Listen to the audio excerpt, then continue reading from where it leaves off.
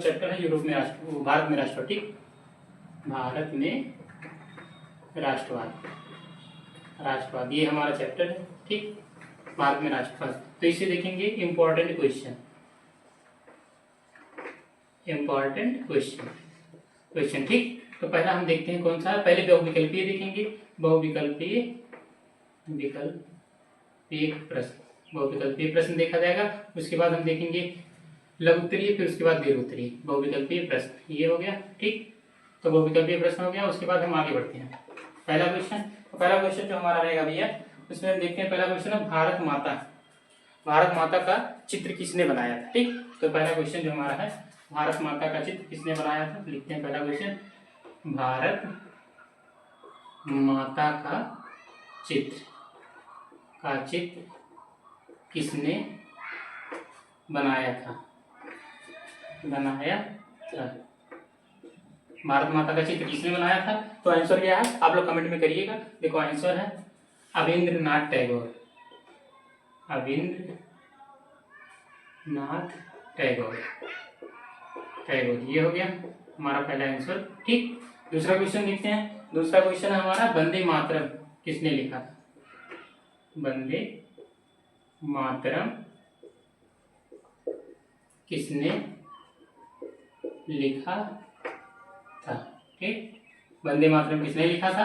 तो वंदे मातरम लिखा था किसने भैया, बंकिम चंद्र चटर्जी जी ने, बंकिम चंद्र चटर्जी। ठीक, ये हो गया हमारा दूसरा क्वेश्चन। अब हम देखते हैं तीसरा क्वेश्चन हमारा कौन सा है, तीसरा। ठीक, तीसरा देखते हैं। तीसरा हमारा क्वेश्चन है कांग्रेस की स्थापना कहाँ हुई। ठीक, ध्यान से सुनिएगा, कांग्रेस की स्थापना कहाँ हुई, ठीक, कांग्रेस की स्थापना कहाँ हुई थी। तो मुंबई में। कहाँ हुई थी, मुंबई में। ठीक, हमारा आंसर जो है मुंबई में। अगर पूछ लिया जाए आप लोग से तो कांग्रेस की स्थापना कहाँ हुई थी। ठीक, ये तो बता दी मुंबई में, लेकिन कब हुई थी तो ध्यान रखिएगा 1885 में, 1885 में ध्यान रखिएगा। मतलब कांग्रेस की स्थापना कहाँ हुई थी, मुंबई में, और कब हुई थी 1885 में। बढ़ते हैं अगले क्वेश्चन की तरफ। अगला क्वेश्चन देखते हैं चौथा। ठीक, तो चौथा क्वेश्चन हम देखते हैं कौन सा हमारा, चौथा क्वेश्चन देखते हैं। चौथा क्वेश्चन है किसके नेतृत्व में अवध किसान सभा का गठन किया गया, किसके नेतृत्व में अवध किसान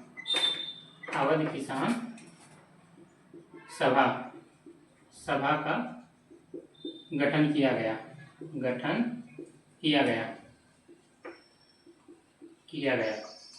किसके नेतृत्व में अवध किसान सभा का गठन किया गया। तो भैया आंसर आप लोग का बाबा रामचंद्र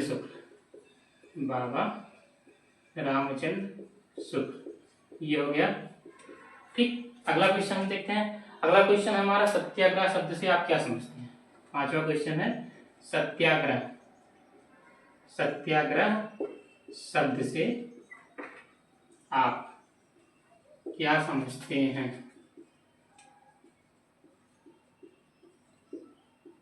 सत्याग्रह शब्द से आप क्या समझते हैं। तो सत्याग्रह से आप क्या समझते हैं, तो इसका आंसर क्या होगा भैया।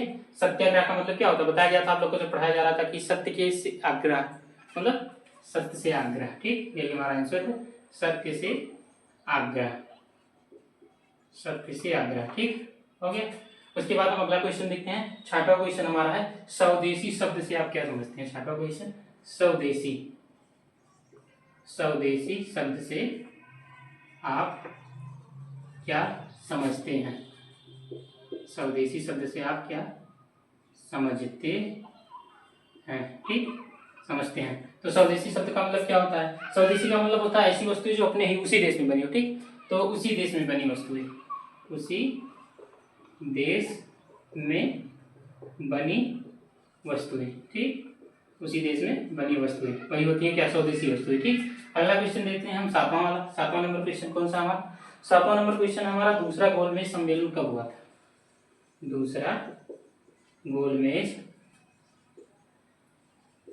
सम्मेलन कब हुआ था। दूसरा हमारा ये है अगला क्वेश्चन कि दूसरा गोलमेज सम्मेलन कब हुआ था। तो दूसरा गोलमेज सम्मेलन कब हुआ था भैया, यहाँ देखिए आप लोग, हुआ था कब, सितंबर 1931। हाँ, ये ध्यान रखिएगा, ये हो गया हमारा दूसरा गोलमेज सम्मेलन। कब हुआ था? सितंबर 1929 में। तो 3 गोलमेज सम्मेलन हुए हैं टोटल। कितने? 3। पहला कब हुआ था? दिसंबर 1930 में। दिसंबर 1930 में एक हुआ है, उसके बाद एक हुआ है सितंबर 1931 में, एक हुआ है अक्टूबर 1931 में। अक्टूबर 1931 में, ध्यान रखिएगा। 3 गोलमेज सम्मेलन हुआ, तीनों को याद रखिएगा और तीनों महत्वपूर्ण है। क्वेश्चन ज्यादातर इससे पूछा जाता है क्योंकि गांधी जी इसमें शामिल थे। इरविन समझौता जब हुआ था तो उस दौरान देखते हैं गांधी जी गए थे लंदन, तो वहाँ इसमें शामिल हुए थे, इसलिए इससे पूछा जाता है क्वेश्चन कि दूसरा गोलमेज सम्मेलन कब हुआ था। बस इसी से ज्यादातर पूछा जाता है, ध्यान रखिएगा। अगला क्वेश्चन हम लोग देखते हैं। 8वां क्वेश्चन है, राष्ट्रवाद का क्या अर्थ है? 7वां के बाद हम यहाँ लिखते हैं 8वां क्वेश्चन, राष्ट्रवाद। राष्ट्रवाद का क्या अर्थ है? क्या अर्थ है? राष्ट्रवाद का क्या अर्थ है? तो राष्ट्रवाद का अर्थ क्या होता है भैया? हम लोग बताया गया था हम लोग को, राष्ट्र के प्रति प्रेम भावना। राष्ट्र के प्रति प्रेम भावना, ठीक। राष्ट्र के प्रति प्रेम भावना क्या कहलाता है? राष्ट्रवाद। 9वां क्वेश्चन हम देखते हैं कौन सा हमारा। 9वां क्वेश्चन है भैया, रॉलेट एक्ट कब लागू किया गया था? ठीक, रॉलेट एक्ट कब पारित किया गया था या लागू किया गया था? तो देखते हैं, रॉलेट एक्ट कब पारित हुआ था? रॉलेट एक्ट कब पारित हुआ था? तो हम ये बताया गया था हम लोग को 1919 में। इसको गांधी जी ने एक नाम से पुकारा था, काला कानून। किस नाम से पुकारा था? काला कानून। और जानते हैं इसका जो प्रावधान था रॉलेट एक्ट का, 2 वर्ष के लिए, लोगों को संदेह के दायरे में, अगर संदेह हो रहा तो उसको जेल में डाल दिया जाता था, ध्यान रखना। तो अगला हमारा जो 10 नंबर क्वेश्चन है उसको देखते हैं। 10 नंबर क्वेश्चन जो हमारा है, 10 नंबर क्वेश्चन है, प्रथम विश्व युद्ध कब शुरू हुआ था? प्रथम विश्व युद्ध कब शुरू हुआ था? कब शुरू हुआ था? कब शुरू हुआ था? ठीक, कब शुरू हुआ था? तो हम जानते हैं, डेट अगर पूछा जाए तो 28 जुलाई 1914 से। ठीक, ये प्रारंभ हुआ था। खत्म कब हुआ था? 11 नवंबर 1918 ये खत्म हुआ था। ठीक, शुरू हुआ था 28 जुलाई 1914 को, खत्म हुआ था 11 नवंबर 1918 को। तो ध्यान रखिएगा, हमारा हो गया मोस्ट इंपॉर्टेंट बहुविकल्पीय प्रश्न चैप्टर 2 से। कहां से? चैप्टर 2 भारत में राष्ट्रवाद से 10 क्वेश्चन है बहुविकल्पीय। अब हम बढ़ते हैं लघु उत्तरीय प्रश्न की तरफ, देखते हैं अगला क्वेश्चन। आपको स्क्रीनशॉट लेना है तो स्क्रीनशॉट एक बार ले सकते हैं, उसके बाद फिर आगे बढ़ते हैं। तो हो गया, अब बढ़ते हैं आगे। ठीक, चलिए आगे बढ़ते हैं। अब देखते हैं अति लघु उत्तरीय प्रश्न। अति नहीं, अब देखेंगे हम, वेरी शॉर्ट तो आता है, इसीलिए शॉर्ट देखेंगे। लघु उत्तरीय प्रश्न, ठीक, लघु उत्तरीय प्रश्न को देखते हैं, ये हमारा हो गया। उसके बाद देखते हैं लघु उत्तरीय प्रश्न कौन सा इंपॉर्टेंट है जो आएगा, ठीक, उसको देखते हैं। तो चलिए देखते हैं लघु उत्तरीय प्रश्न। तो पहला क्वेश्चन हम यहाँ लिखते हैं, आप लोग ध्यान दीजिएगा। तो लघु उत्तरीय प्रश्न, ठीक, ये हो गया।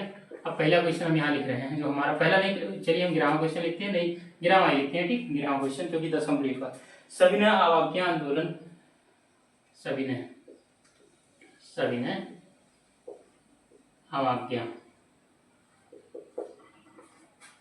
अवज्ञा आंदोलन के प्रति लोगों और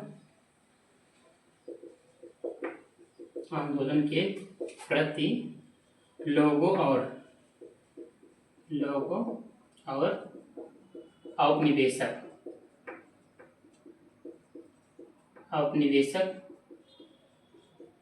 ठीक, औपनिवेशक सरकार ने किस प्रकार की प्रतिक्रिया व्यक्त की? औपनिवेशक सरकार ने किस प्रकार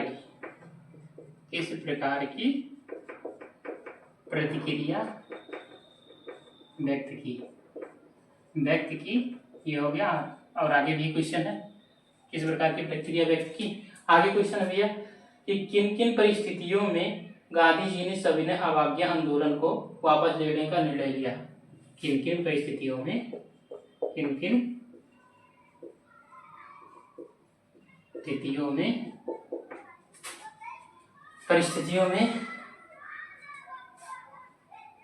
परिस्थितियों, यहाँ थोड़ा गलत हो गया, परिस्थितियों सही से लिखा जाए, परिस्थितियों में गांधी जी ने सविनय अवज्ञा आंदोलन वापस लेने का निर्णय लिया। ठीक, ये हो गया हमारा पहला क्वेश्चन। तो हम देखते हैं इसका आंसर क्या होता है। अब इसमें देखते हैं, ये हमारा लघु उत्तरीय प्रश्न है, पहला प्रश्न है, तो उसको देखते हैं आंसर क्या होगा। तो आंसर हम लिखते हैं, ठीक, उत्तर क्या होगा। उत्तर में हम क्या लिखेंगे, लोगों ने सरकारी कानूनों को भंग करना शुरू किया। पहला पॉइंट है जो इसका, लोगों ने सरकारी कानूनों को भंग करना शुरू कर दिया। देखो, गांधी जी का एक नारा था कि हम अहिंसा के मार्ग पर चलेंगे, हिंसा नहीं करेंगे। ठीक, तो इसलिए जहां जहां हिंसा होती थी वो अपने आंदोलन को बंद कर दिया करते थे। इसलिए पहला पॉइंट हमारा हो गया। दूसरा है, आंदोलन को दबाने के लिए सरकार ने कठोरता से कदम उठाए। ठीक, आंदोलन को दबाने के लिए सरकार ने कठोरता से कदम उठाए। ये हो गया। ठीक, तीसरा हम देखते हैं क्या होगा इसका आंसर। तीसरा हम क्या लिखेंगे, हजारों की संख्या में लोग जेल गए। जब सब लोग आंदोलन कर रहे थे उस दौरान लोगों को जेल में भेजा गया। हजारों की संख्या में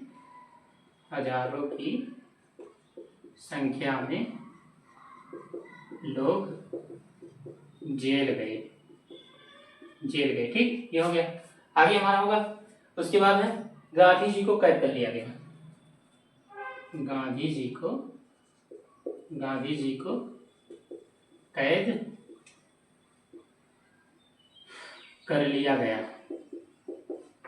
गांधी जी को कैद कर लिया गया, ये हो गया। अगला पॉइंट हमारा है, अब जनता इसमें बढ़ चढ़कर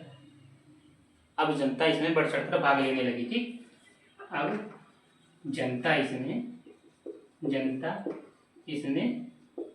बढ़ चढ़कर भाग लेने लगी। ये हो गया। अगला पॉइंट हम देखते हैं। ठीक, अगला पॉइंट हमारा है, गांधी जी इरविन समझौता। देख, दोनों के बीच समझौता हुआ था, वो भी एक कारण था, गांधी इरविन समझौता। देखो, ये हो गया हमारा। फिर हमारा 11वें क्वेश्चन का आंसर हो गया। तो अगर स्क्रीनशॉट लेना चाहें तो आप लोग ले सकते हैं। फिर बढ़ते हैं आगे क्वेश्चन की तरफ। ठीक, अगला क्वेश्चन हम देखते हैं, हम 12वां क्वेश्चन देखते हैं। कौन सा हमारा 12वां क्वेश्चन देखते हैं। ठीक, क्वेश्चन नंबर 12 देखा जाए। Question number 12। ठीक, क्वेश्चन नंबर 12 है हमारा कि प्रथम विश्व युद्ध में एक नई आर्थिक, ठीक, प्रथम विश्व युद्ध में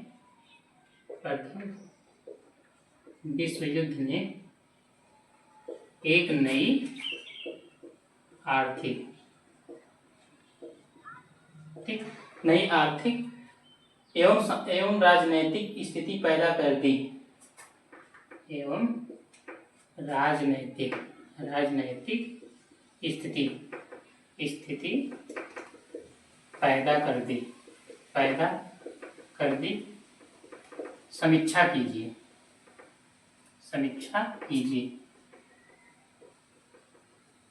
हाँ, ध्यान रखिएगा, आप लोग को इसका हाथ करके नोट्स भी मिल जाएगा, पर हमारे ग्रुप में जुड़ना पड़ेगा आपको। इसी के लिए व्हाट्सएप पर मैसेज करना पड़ेगा। ठीक, तो आंसर हम लिखते हैं इसका क्या होगा। देखो, आंसर क्या होगा हमारा। तो प्रथम विश्व युद्ध के उपरांत स्वराज देने का जो वचन दिया गया था उसको नकार दिया गया। ठीक, अंग्रेजों के द्वारा। प्रथम विश्व युद्ध के बाद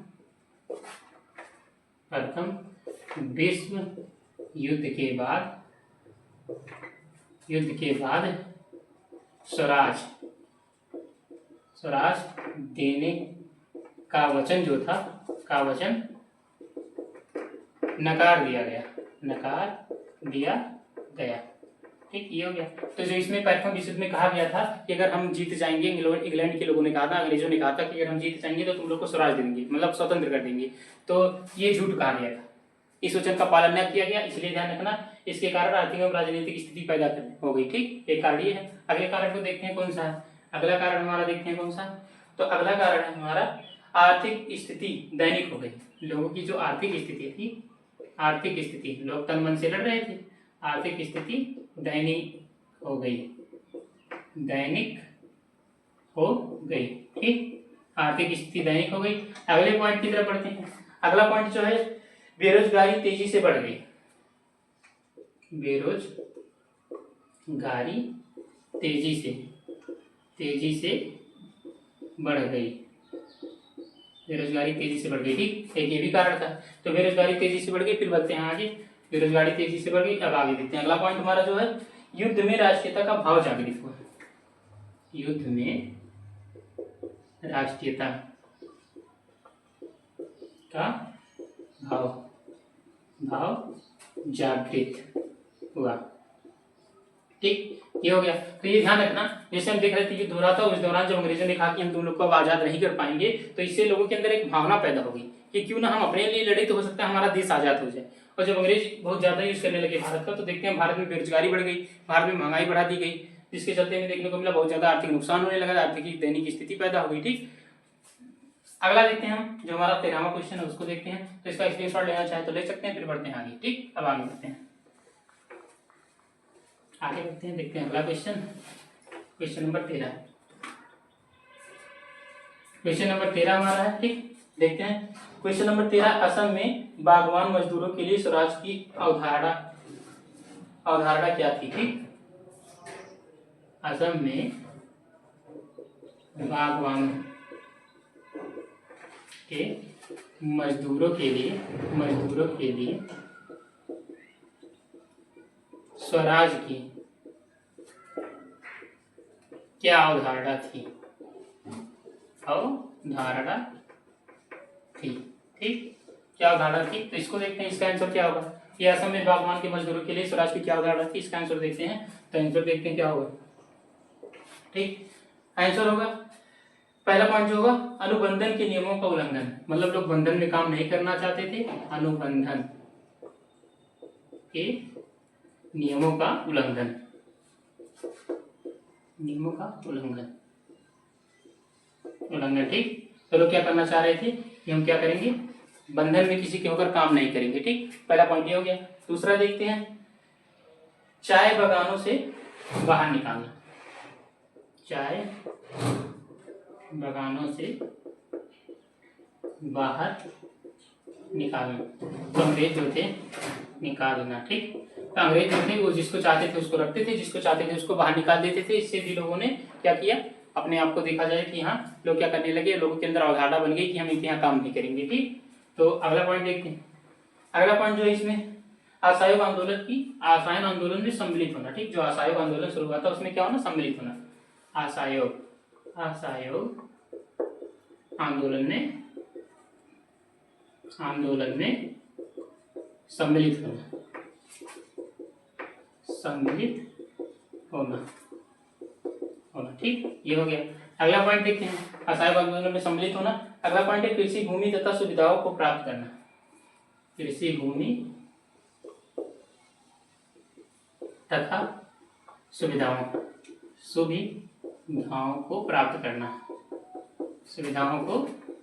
प्राप्त करना, तो कहीं ना कहीं ये भी एक कारण था कि लोग सोच रहे थे हमें कुछ कृषि भूमि मिल जाएगी, सुविधाएं मिल जाएंगी, इसके कारण लोग क्या करने लगे, विरोध करने लगे। किसका, वहाँ पर जो स्वराज थी, इसलिए स्वराज की मांग करने लगे। मजदूर की जो वहाँ थे, असम में, असम के बागों में जो मजदूर थे वो क्या मांग करने लगे, स्वराज कि कहीं ना कहीं उनको भी कुछ फायदा होगा, जिसके चलते असहयोग आंदोलन में लोग जुड़ गए थे। ठीक, अब हम आगे बढ़ते हैं, देखते हैं अगला क्वेश्चन, 14वां क्वेश्चन। तो उसको जाने से पहले आप लोग स्क्रीनशॉट ले लीजिए, फिर देखते हैं आगे बढ़ते हैं। हो गया। ठीक, आगे बढ़ते हैं, आगे बढ़ा जाए। क्वेश्चन नंबर 14वां। ठीक, क्वेश्चन नंबर 14 देखते हैं हम। 14 क्वेश्चन हमारा जो क्या है उसको देखते हैं। तो क्वेश्चन नंबर 14 जो हमारा है कि भारतीयों ने साइमन कमीशन का विरोध क्यों किया। भारतीयों ने साइमन कमीशन का विरोध क्यों किया। ठीक, क्यों किया। ठीक, अब आंसर देखते हैं। हाँ, ये अगर आप लोग को समझ में नहीं आ रहा होगा भाषा तो ध्यान रखिएगा, आप लोग व्हाट्सएप पर मैसेज करिएगा, आप लोग को इसका नोट्स प्रोवाइड कर दिया जाएगा। ठीक, इंपॉर्टेंट क्वेश्चन। तो आगे देखते हैं। तो भारतीयों ने साइमन कमीशन का विरोध इसलिए किया, पहला पॉइंट देखते हैं। ठीक, तो पहला पॉइंट देखते हैं कि ये देखो, ये जो बनाया गया था बिना समय गठन, देख बिना समय गठन। ठीक, पहला पॉइंट जो हमारा है बिना समय गठन, मतलब इसका कोई गठन का समय नहीं था, बिना बताए गठन किया गया था। ठीक, ये हो गया। उसके बाद अगला जो है, शासन में सुधार जैसी कोई बात नहीं। जो शासन था, शासन में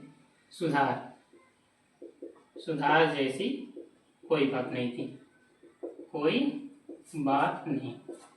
जो शासन था उसमें सुधार जैसी कोई बात ही नहीं लिखी गई थी। उसमें जो बनाया गया था उसमें तो कानून, उसमें कुछ नहीं लिखा गया था कि शासन सुधारा जाएगा, कहीं पे कुछ किया जाएगा। तो इसलिए कहीं ना कहीं ये भी एक कारण था। ठीक, तो अगला देखते हैं। अगला जो एक भी भारतीय मतलब एक भी भारतीय शामिल नहीं था, एक भी भारतीय शामिल नहीं था, एक भी भारतीय शामिल नहीं था। मतलब जब ये साइमन कमीशन गठित हुआ था कब, 1927 में। भारत कब आया था, 1928 में। ठीक, देखो 1927 में गठन हुआ था, भारत आया था 1928 में। हम देखते हैं इसमें बिना समय गठन किया गया था और शासन में सुधार जैसी कोई व्यवस्था इसमें नहीं रखी गई थी। और सबसे बड़ी बात ये थी, भारत के किसी भी व्यक्ति को इसमें शामिल नहीं किया गया था, इसलिए इसको वापस जाने का नारा लगाया गया कि गो साइमन गो, मतलब साइमन कमीशन वापस जाओ। ठीक, इसका नारा लगाया गया था। तो आप लोग इसका स्क्रीनशॉट ले लीजिए। बढ़ते हैं हम, स्क्रीनशॉट ले लीजिए आप लोग इसका। ठीक, तो बढ़ते हैं हम कहाँ, दीर्घ उत्तरीय प्रश्न की तरफ।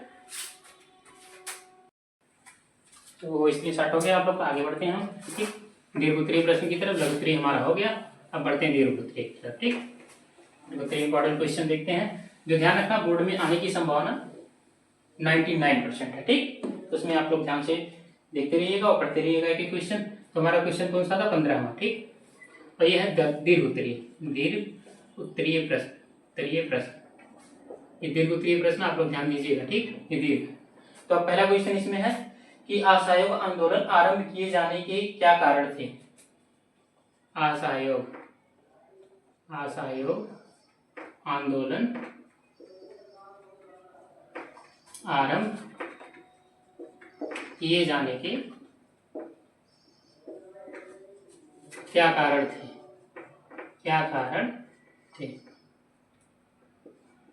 थे, ठीक, ये हो गया। आगे देखते हैं, असहयोग आंदोलन शुरू किए जाने के क्या कारण थे। इस आंदोलन में समाज के विभिन्न वर्गों को, या देखो, या ये कह सकते हैं इस आंदोलन में समाज के विभिन्न वर्गों की हिस्सेदारी की गणना कीजिए। इस आंदोलन में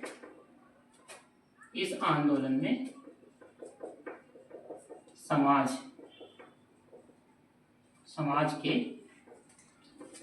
सभी वर्गों के सम्मिलित होने की विवेचना कीजिए। ठीक, ये हो गया क्वेश्चन, विवेचना कीजिए, हो गया। अब इसका आंसर हम देखते हैं क्या होगा, आंसर देखते हैं। ठीक, तो ये दीर्घ उत्तरीय प्रश्न भैया मोस्ट इंपॉर्टेंट क्वेश्चन है, ध्यान रखिएगा, वेरी मोस्ट इंपॉर्टेंट है। ठीक, अब आगे बढ़ते हैं, देखते हैं इसमें क्या पहला पॉइंट है। तो पहला पॉइंट है इसमें प्रथम विश्व युद्ध के बाद अंग्रेजों द्वारा भारतीयों का शोषण। प्रथम विश्व युद्ध के बाद अंग्रेजों द्वारा भारतीयों का शोषण। ठीक, ये हो गया हमारा पहला पॉइंट। ठीक, क्योंकि प्रथम विश्व युद्ध में के बाद अंग्रेजों द्वारा भारतीयों का बहुत ज्यादा शोषण किया जाने लगा, सभी वस्तुओं का दाम बढ़ा दिया गया था, इसलिए बहुत ज्यादा परेशान हो गए थे भारत के लोग। ठीक, अगला पॉइंट देखते हैं। अगला पॉइंट है जो अंग्रेजों द्वारा स्वराज देने से मुकर जाना। अंग्रेजों द्वारा स्वराज देने से मुकर जाना। ठीक, ये हो गया। मतलब जो अंग्रेज कहे थे कि प्रथम विश्व युद्ध के दौरान कि अगर हम जीत जाएंगे तो आप लोग को पूर्ण स्वराज दे देंगे, तो ये बात मुकर गए थे, वो लोग कहे कि हम नहीं देंगे तुमको। ठीक, अगला पॉइंट हम देखते हैं। अगला पॉइंट हमारा क्या है, तो अगला पॉइंट जो हमारा है वो है रॉलेट एक्ट का पारित होना। रॉलेट एक्ट का पारित होना, ये तो आप लोग बहुत अच्छे से जानते हैं। अगले पॉइंट की तरफ बढ़ते हैं। ठीक, कब लागू हुआ था, 1919 में, ध्यान रखिएगा। उसके बाद अगला पॉइंट है जलियांवाला बाग हत्याकांड। जलिया वाला बाग हत्याकांड। ठीक, ये हुआ था कहाँ? अमृतसर पंजाब में। ठीक, कब हुआ था? 13 अप्रैल 1919 को। कहाँ हुआ था? अमृतसर पंजाब में। कब हुआ था? 13 अप्रैल 1919 को। ठीक, तो ध्यान रखिएगा। ये हो गया हमारा इतना पॉइंट। उससे आगे बढ़ते हैं कि समाज के वर्गों की हिस्सेदारी। समाज के वर्गों की हिस्सेदारी इसमें क्या थी? कौन कौन से लोग शामिल थे, ये देखना है, हिस्सेदारी। ठीक, ये हो गया। अब हिस्सेदारी में हम देखते हैं कौन कौन से लोग इसमें शामिल थे। तो पहले तो शामिल थे शहरों में भी आंदोलन में। पहले तो शहर के लोग,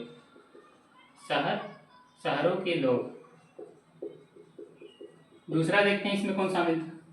तो दूसरा जो थे ग्रामीण के लोग, ग्रामीण के लोग। तीसरा देखते हैं इसमें कौन सा है। तीसरा जो हमारा पॉइंट है आदिवासी क्षेत्रों से, क्षेत्रों के लोग, आदिवासी क्षेत्रों के लोग। ठीक, अगला पॉइंट देखते हैं एक और। अगला पॉइंट जो हमारा है बागानी स्वराज, बागानी लोग, ऐसे लिखते हैं। ठीक, बागानी लोग हो गया। अब देखते हैं, देखो इसमें समाज के वर्ग की हिस्सेदारी जो थी, कई लोग शामिल थे इसमें। सारों के लोग भी आंदोलन कर रहे थे। उसके बाद ग्रामीण के लोग, गांव के लोग शामिल ही थे। आदिवासी क्षेत्रों में एक नाम सुनने को मिलेगा, अल्लूरी सीताराम राजू का। अल्लूरी सीताराम राजू, जो क्या है एक आदिवासी समुदाय से हैं, जिनके ऊपर एक मूवी बनी हुई है ट्रिपल आर। ठीक, उसमें देखते हैं जो रामचरण ने यही किरदार निभा रहे हैं लोरी सीताराम राजू का। वो आदिवासी समुदाय को बचाने के लिए युद्ध भी करते हैं, जीतते भी हैं कई बार, अंग्रेजों को, बहुत सारे अंग्रेजों को मारते भी हैं, लेकिन बाद में परास्त हो जाते हैं, मार दिए जाते हैं। ठीक, तो ये हमारे बगानी लोग, मतलब बाग में जो काम कर रहे थे, उनके द्वारा भी कुछ ना कुछ कहीं ना कहीं विद्रोह किया गया था। तो हम बढ़ते हैं अगले क्वेश्चन की तरफ। तो आप स्क्रीनशॉट लेना चाहे तो ले सकते हैं, फिर बढ़ते हैं अगले क्वेश्चन की तरफ। ठीक, तो बढ़ते हैं नेक्स्ट क्वेश्चन की तरफ।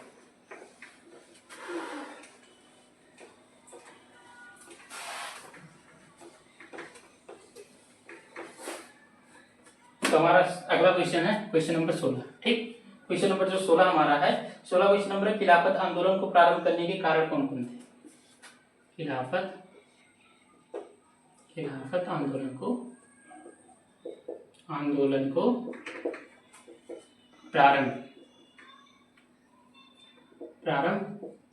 करने के कारण कौन कौन थे? ठीक, आगे देखते हैं कौन कौन थे। तो भारतीय राष्ट्रीय आंदोलन में उनका क्या योगदान था? भारतीय राष्ट्रीय आंदोलन में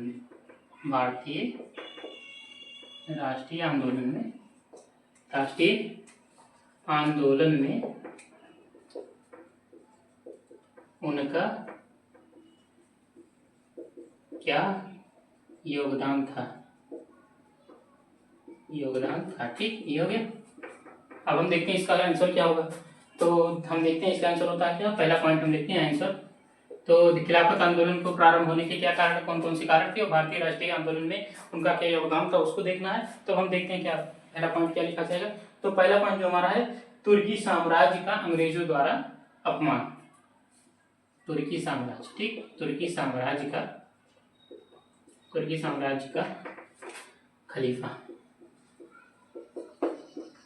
अंग्रेजों द्वारा अपमान। ठीक, ये हो गया अपमान। मतलब हमें देखने को मिला कि जो अंग्रेज लोग थे वो क्या कर रहे थे, तुर्की के लोग थे जो उनको हार गए, तुर्की साम्राज्य के लोग जब हार गए तो उन्होंने सोचा खलीफा के वक्त को समाप्त कर दिया जाए। किसने? अंग्रेजों ने। तो इसको बचाने के लिए यहाँ पर खिलाफत आंदोलन शुरू हुआ था। पहला पॉइंट तो ये हो गया हमारा। ठीक, अब दूसरे पॉइंट की तरफ देखते हैं। तो दूसरा पॉइंट जो हमारा है, दूसरा पॉइंट है हमारा लखनऊ समझौते के बाद कांग्रेस के साथ मुस्लिम लीग का समझौता। लखनऊ समझौते के बाद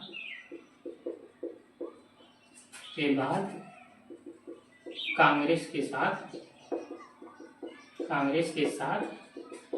मुस्लिम लीग का समझौता।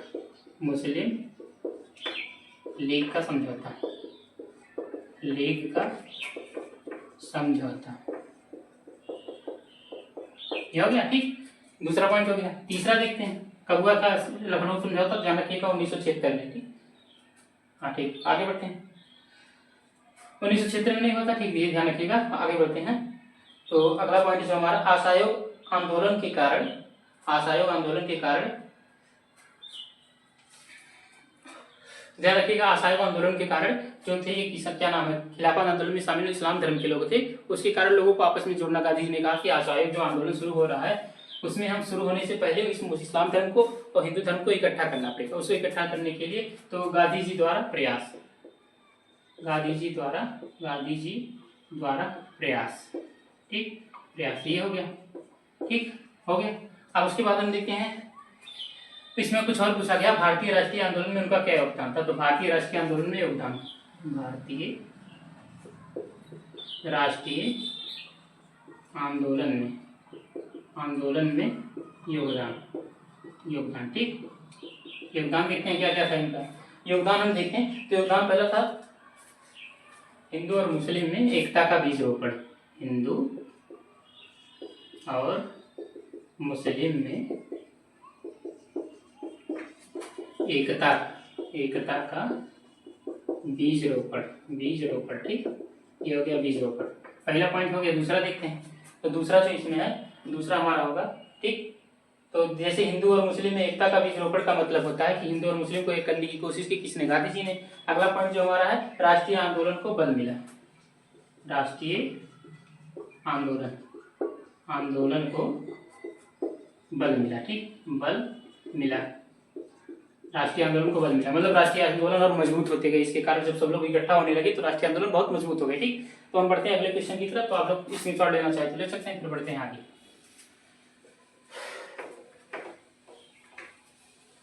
क्वेश्चन नंबर 17 देखते हैं हम। क्वेश्चन हमारा जो 17 है उसको देखते हैं, क्वेश्चन नंबर 17, ठीक। क्वेश्चन नंबर जो 17 है, अंग्रेजों गांधी जी की नमक यात्रा किससे उल्लेखित, हाँ, गांधी जी की जो नमक यात्रा, ठीक, देखते हैं गांधी जी की नमक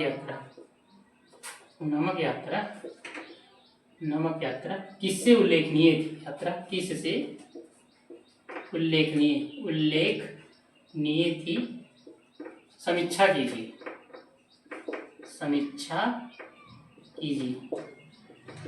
कीजिए, ये हो गया। अब इसको देखते हैं, ठीक। तो इसमें देखते हैं पहला पॉइंट क्या लिखा है, आंसर देखते हैं, आंसर उत्तर, ठीक। तो पहला पॉइंट जो होगा इसमें, नमक कर ब्रिटिश सरकार का सबसे दमनात्मक पहलू बंद बताया गया, ठीक। नमक कर जो था, नमक कर ब्रिटिश सरकार का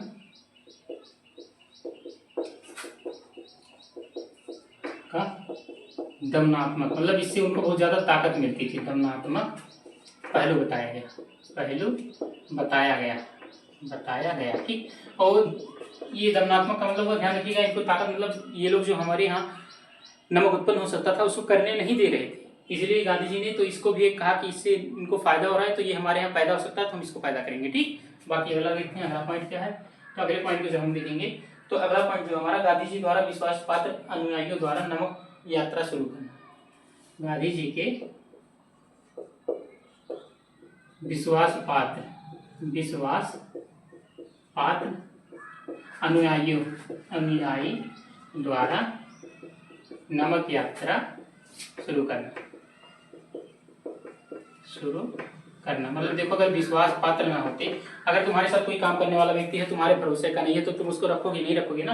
मतलब इसमें जो अनुयायी थे वो बहुत विश्वास पात्र थे, इसलिए उन्होंने इनका साथ दिया पूरा गांधी जी का, ठीक। अगला पॉइंट हम देखते हैं, अगला पॉइंट जो हमारा है, राष्ट्रीय आंदोलन से आम आदमी के मुद्दे को जोड़ना, ठीक। राष्ट्रीय जो आंदोलन था इसमें आम आदमी के मुद्दे को जोड़ दिया गया, राष्ट्रीय आंदोलन से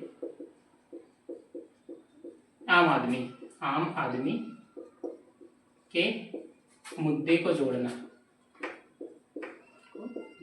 ठीक, मुद्दे को जोड़ना, ये भी एक उसमें था कि जो लोगों का मुद्दा था उसको गांधी जी जोड़ते थे, किससे, राष्ट्रीय आंदोलन से, ठीक। अगला पॉइंट देखते हैं, अगला पॉइंट है कानून का उल्लंघन तथा विदेशी चीजों का बहिष्कार, कानून का उल्लंघन तथा विदेशी चीजों का बहिष्कार, ठीक।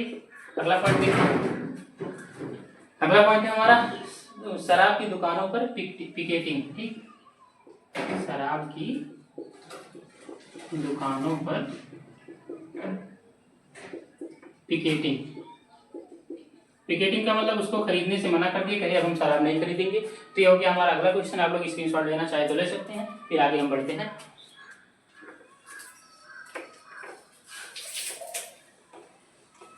तो हमारा इस चैप्टर का लास्ट क्वेश्चन है, आप लोग ध्यान से देखिएगा। Question number 18। ठीक, क्वेश्चन नंबर 18 है, विभिन्न प्रकार की सांस्कृतिक आंदोलनों ने भारत में राष्ट्रवाद के निर्माण में किस प्रकार महत्वपूर्ण भूमिका अदा की।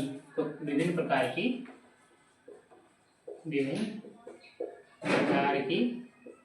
ठीक सांस्कृतिक आंदोलनों ने आंदोलन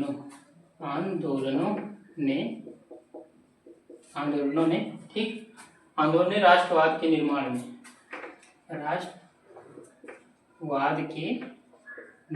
में किस प्रकार की भूमिका निभाई। किस प्रकार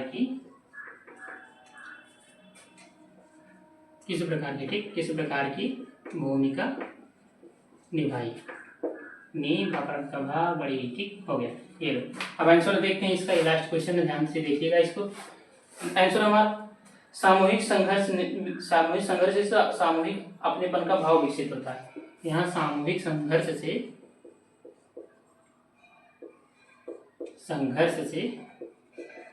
सामूहिक अपनेपन का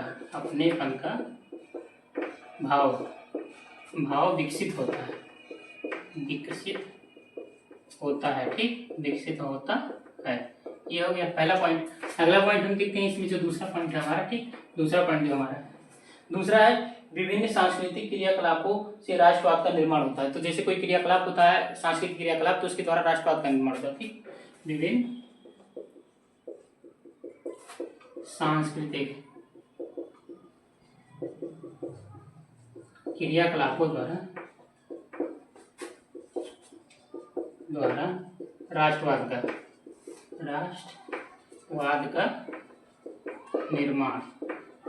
निर्माण होता है। ठीक, राष्ट्रवाद का निर्माण होता है। अगला देखते हैं। अगला जो हमारा है, विभिन्न ऐतिहासिक किताबें और कहानी लोक कथाओं के माध्यम से राष्ट्रवाद को बल मिलता है। विभिन्न ऐतिहासिक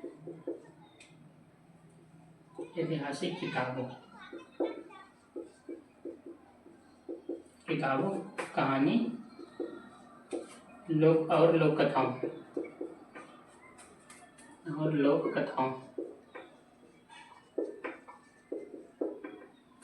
आदि के माध्यम से राष्ट्रवाद को बल मिलता है। ठीक, राष्ट्रवाद को बल मिलता है। ये हो गया। ठीक, अगला पॉइंट हम देखते हैं।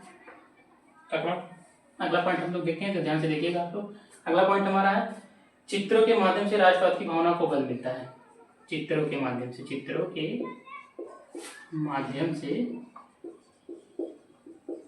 राष्ट्रवाद की